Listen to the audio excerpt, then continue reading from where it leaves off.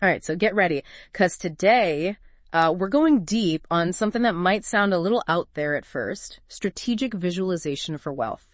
I know it might seem like we're about to wander off into like mystical manifesting and all that, but trust me, there's some seriously fascinating science behind this, stuff that like even Olympic athletes use. Yeah, it's true. You know how an athlete will like mentally rehearse their routine, picture every move before they even, step onto the field? Right. That's like a basic form of visualization.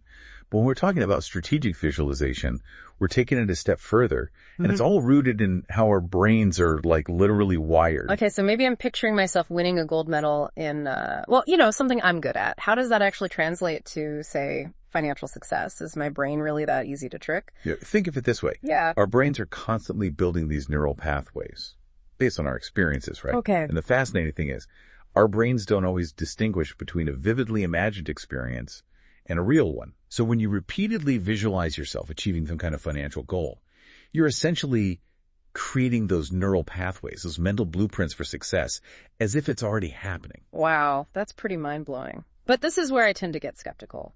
Does just thinking about something really make it happen? I mean, I can visualize a perfect cup of coffee all day long, but it's not going to magically brew itself, right? You're right. Visualization alone isn't like a magic bullet or anything. It's not about like sitting on your couch and wishing your way to wealth. Strategic visualization is about intentionally programming your subconscious mind to support your goals. Yeah. To help you spot opportunities, make smarter decisions, and, stay motivated even when things get tough. So it's more like a mental training ground for success. Exactly. Think of your brain like a powerful computer. Strategic visualization is like the programming. That helps you run the right software for financial success. And, the more you practice, the more efficient and effective that program becomes. Okay, now you're speaking my language. I'm all about maximizing efficiency. So how do we actually put this strategic visualization thing into practice? Is there like a step-by-step guide or something? There is. And it's surprisingly simple. Though that doesn't mean it's easy. The first step is all about getting it like crystal clear on your financial goals. Okay, I'm pretty good at that. I've got my financial goals written down. I've got spreadsheets. I've even got a vision board. Am I already a master visualizer? Well, that's a great start. But we're not just talking about setting goals. We're talking about visualizing them in a way that like truly engages your subconscious mind. So there's more to it than just writing down, I want to be a millionaire on a sticky note. Yes. Instead of these vague desires, you want to create a vivid mental picture of those goals. Imagine specific numbers in your bank account, the exact investments you want to make, the revenue figures for your business, the more detailed and specific the image, the more powerful the impact on your subconscious. Okay, I'm starting to get the picture, literally. What's next? This is where it gets really interesting. The second step is all about engaging all your senses. We're not just talking about sight. We're talking about feeling, hearing, smelling, even tasting your success. Hold on. Tasting success. What does that even mean? Let's say you're visualizing yourself finally launching that dream business you've always wanted. You might imagine the feeling of excitement as you, pitch your idea to investors. The taste of champagne as you celebrate a major deal. The sound of applause after you, deliver a killer presentation. Oh, I get it now. It's about making those visualizations so real that my brain thinks it's actually happening. But why is that so important? Because your brain loves evidence. The more sensory details you can kind of incorporate, the more your brain starts to believe that this vision of success is real. And that belief is what drives action. This is really starting to click for me. I can see how this could be incredibly powerful. But I have to ask, isn't there a risk of getting so caught up in these elaborate daydreams that we lose touch with reality? That's a great question. And it brings us to the crucial third step of strategic visualization. Connecting intense positive emotions to those visualizations. Okay, so it's not enough to just picture the outcome. We have to actually feel it. I mean, I can imagine myself winning the lottery, but I don't actually feel those emotions of excitement and joy. And that's why simply daydreaming about winning the lottery doesn't usually lead to, winning the lottery. Strategic visualization is about intentionally connecting those powerful positive emotions to your vision of success. It's about feeling the pride of achieving your goals, the satisfaction of financial freedom, the joy of using your wealth to make a positive impact, So those emotions are like the fuel that powers the whole process. Exactly. Emotions are the language of the subconscious mind. When you combine like vivid imagery with these intense positive emotions, you're sending a powerful message to your subconscious that, this vision is important, it's desirable, and it's worth pursuing. This is all starting to make a lot of sense, but isn't there a danger of getting carried away with those positive emotions, of becoming, delusional and losing touch with the real work that needs to be done? That's a valid concern. And it's why strategic visualization is never about detaching from reality or, replacing action with wishful thinking. So where does the strategic part come in? Is it about being strategic with our emotions? So where does the strategic part come in? Is it about being strategic with our emotions? It's about recognizing that strategic visualization is a tool, a powerful one, but it's not the whole toolbox. You wouldn't try to build a house with just a hammer, would you? Definitely not. I'd probably end up with a lot of smashed thumbs and a pile of splinters. Exactly. Visualization is like the blueprint. It shows you what you're building and how to get there. But you still need the other tools, the materials, the action plan to make that vision a reality. Okay, so I'm picturing myself on the cover of Forbes magazine surrounded by stacks of money, but that's just the blueprint. What are the other tools I need to actually build that financial empire? Well, think of your visualization sessions as like strategy meetings with your subconscious mind. Yeah. You're not just daydreaming. You're actively looking for insights, solutions, opportunities that might otherwise gone unnoticed. So it's like my subconscious is a secret weapon, and visualization is the key to unlocking its potential. Precisely. Yeah. Let's say you're facing a challenging business decision. You can use visualization to mentally rehearse different scenarios, play out various outcomes and their potential consequences. This can help you identify potential roadblocks, brainstorm creative solutions, and ultimately make a more informed choice. Wow, that's incredibly practical. So instead of just feeling stressed and overwhelmed by a problem, I can use visualization to actually work through it and find a solution. Absolutely. Strategic visualization can be a powerful tool for problem solving, for identifying opportunities, and for building the confidence you need to take, calculated risks. But how does visualization build confidence? I mean, isn't confidence something that comes from experience, from actually achieving things in the real world? Of course, real-world experience is crucial. But think about it this way. Have you ever noticed how professional athletes often use visualization right before a big game? Yeah. They're not just picturing themselves winning. They're mentally rehearsing the entire experience, including overcoming challenges and setbacks. You're right. I've seen basketball players shooting free throws with their eyes closed, golfers mentally walking through each shot, and even swimmers visualizing every stroke before they dive in. Exactly. And by mentally preparing for those challenges, by visualizing themselves succeeding even under pressure, they're building their mental resilience and their belief in their ability to, perform at their best. So by repeatedly visualizing ourselves achieving our financial goals, overcoming obstacles, handling difficult situations, we're essentially giving ourselves a mental workout. Yeah. Training our minds to be more confident and resilient. Precisely. It's like building a mental muscle. The more you use it, the stronger it becomes. And when you face real-world challenges, you'll be better equipped to handle them with confidence and grace. This is all starting to sound less like, woo manifesting and more like a strategic advantage. Like, if all these successful people are using visualization to their advantage, maybe we should all be giving it a try. I think that's a very astute observation. Yeah. It's not about blindly following trends. It's about recognizing that there might be valuable lessons to be learned from those who've already achieved what we aspire to. So what does this all mean for our listeners? We've thrown a lot of information at them, and I don't want them to feel overwhelmed. What's the one key takeaway they should walk away with? I think the most important message here is that you have more power than you realize. You have the ability to shape your own reality, not through magic or wishful thinking, but through the intentional programming of your own mind. And that this programming is done through consistent, vivid, emotionally charged visualization paired with strategic action inspired by those visualizations. Precisely. It's a two-pronged approach that, when practiced diligently, can unlock incredible potential and lead to extraordinary results. This has been an eye-opening deep dive, and I'm sure our listeners are eager to start putting these principles into practice. I have no doubt they'll be amazed by the transformative power of strategic visualization. I'm ready to start building my mental blueprint for success. But before I go and lock myself in a visualization chamber, I think we need to address the elephant in the room. We've talked a lot about the power of visualization, but what about the times when it doesn't work? What about those moments when we visualize something with all our might, but it still doesn't happen? Does that mean we're doing something wrong? That's an excellent question, and it's something that often comes up when, discussing visualization. It's important to remember that strategic visualization isn't about controlling outcomes. It's about influencing them. Okay, so it's not a magic wand that grants our every wish. Not exactly.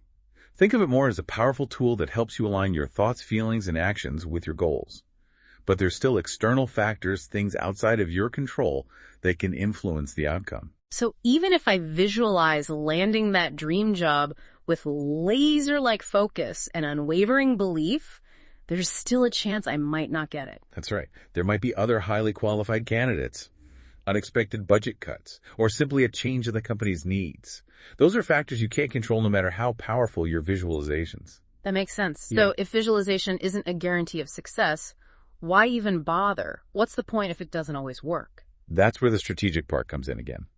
Strategic visualization isn't just about picturing the outcome you want. It's about using that visualization to inform your actions, to adjust your approach, and to develop a resilient mindset that can, handle setbacks and keep you moving forward. So even if I don't get that dream job, the process of visualizing it can still be beneficial. Absolutely. By visualizing yourself in that role, by mentally rehearsing the interview, by feeling those emotions of confidence and success, you're still gaining valuable experience and building mental resilience.